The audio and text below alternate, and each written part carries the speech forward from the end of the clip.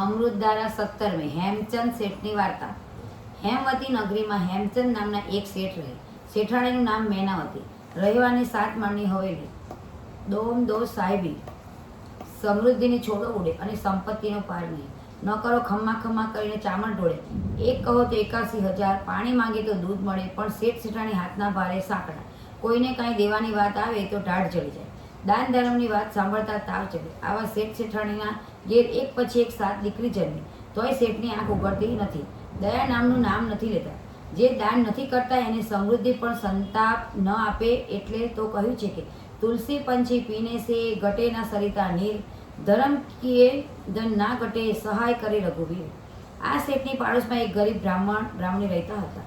એવા ગરીબ કે વાત ન પૂછો। બ્રાહ્મણ કથા વાર્તા કંઈ જાણે નહીં, એટલે ગામમાં લોટ માગે। 2 અઢીસે લોટ મળે એના બ્રાહ્મણી રોટલા કરે અને 7 છોકરા તથા 2 માણસ પોતે એમ 9 જણ જમે। શાક દાળ તો કદી ન જોવાય મળે। એમ કરતાં પુરુષોત્તમ માસ આવ્યો। બ્રાહ્મણીએ વ્રત લીધું। બંને નદીએ નાહવા ગયા ત્યારે શેઠ સામા મળ્યા। એ વખતે શેઠાણી ગર્ભવતી હતી। શેઠને થયું કે લાવને હુંય વ્રત કરું, કદાચ ભગવાન આ વખતે દીકરો દે।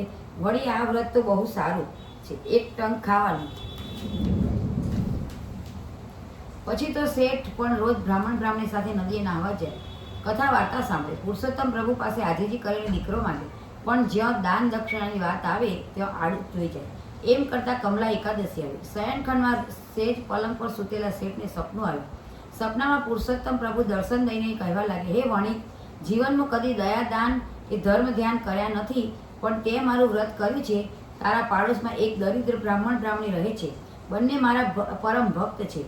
તું એમનું દારિદ્ર્ય દૂર કર। એ પુણ્યના પ્રભાવે તારા ઘેર દીકરાનો જન્મ થશે।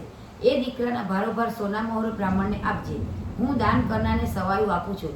પ્રભુ તો અંતર્ધ્યાન થઈ ગયા।